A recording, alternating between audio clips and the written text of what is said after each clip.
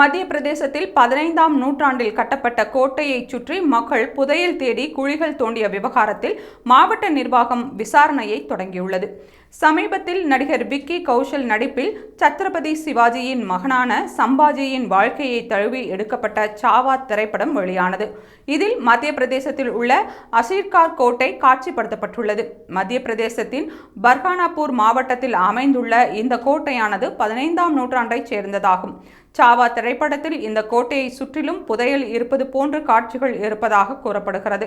இந்நிலையில் அந்த கோட்டையை சுற்றியுள்ள பகுதிகளில் தங்க நாணயங்கள் அடங்கிய புதையல்கள் இருப்பதாக வதந்தி பரவியது.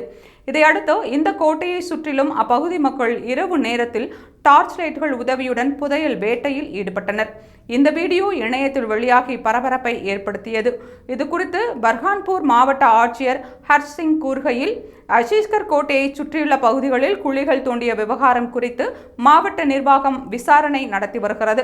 இதுகுறித்து தகவல் கிடைத்ததும் உடனேயே குழிகளை தோண்டுவது தடுத்து நிறுத்தப்பட்டது. அந்த பகுதியில் தங்க நாணயங்கள் கண்டுபிடிக்கப்பட்டால் அவை தொல்லியல் சிறப்புமிக்கவையாக இருக்கக்கூடும். எனவே அவை அனைத்தும் அரசுக்கு சொந்தமானதாக கருதப்படும் என்று ஹர்ஷ் சிங் தெரிவித்தார். ஒரு வரலாற்று புனைவு திரைப்படத்தை உண்மை என நம்பி தொல்லியல் முக்கியத்துவம் வாய்ந்த பகுதியில் மக்கள் குழிகளை தோண்டிய சம்பவம் அதிர்ச்சியை ஏற்படுத்தியுள்ளது.